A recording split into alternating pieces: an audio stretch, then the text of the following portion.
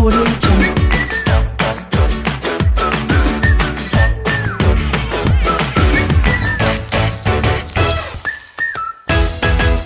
Audio.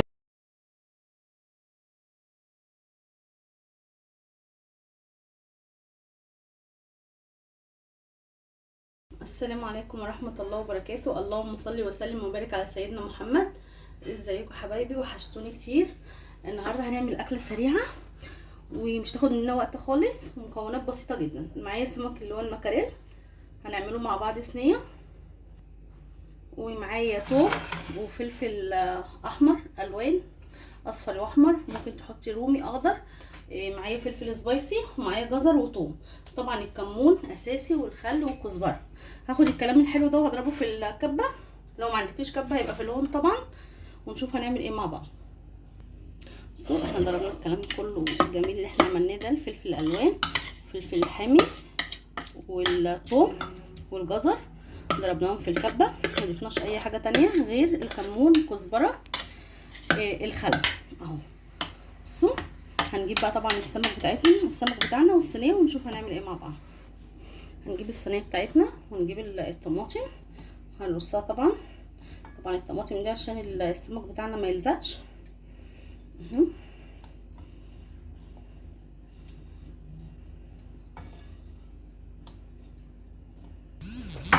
وهنجيب طبعا السمك بتاعنا احنا غسلينه ومصفينه كويس قوي، وهنحطه كده فوق الطماطم. السمكية التانية بصوا، هنجيب التتبيلة بتاعتنا، هنجيب التتبيلة اللي احنا عملناها ونفردها عليه كويس كده. طبعا لازم نسيب التتبيلة عليه شوية، يعني مش اقل من نص ساعة عشان يتبل كويس. بصوا الطريقة دي مختلفة طبعا عن السمك المكاريل اللي احنا بنعمله، مضفناش بصل ولا ضفنا اي حاجة. هي التتبيلة دي وجربوها بالطريقة دي، جميلة قوي، مش بتاخد وقت خالص، وكمان طعمها مميز جدا. ممكن تعملي معاها رز، وممكن هي بس كده، يعني هي لوحدها كده كفايه بصراحه.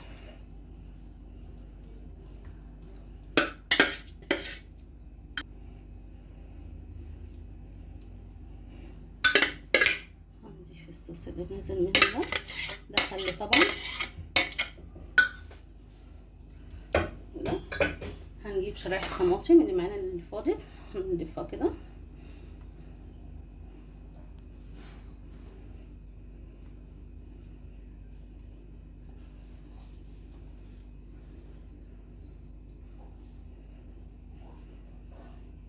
ومعانا فلفل طبعا،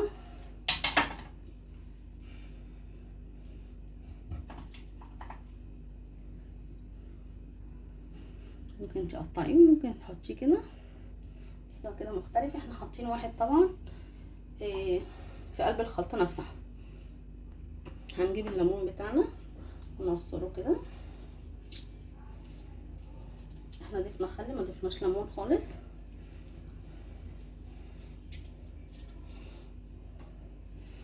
هنشيل البذر ده،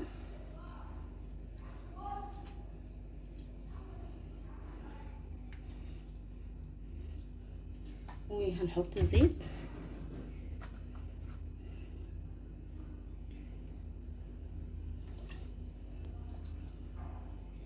بس هنسيبها حوالي نص ساعة، وبعدين هنحطها على النار ونغطيها، وبعد كده ندخلها الفرن تاخد وش، ونشوفها بعد ما تخلص معانا.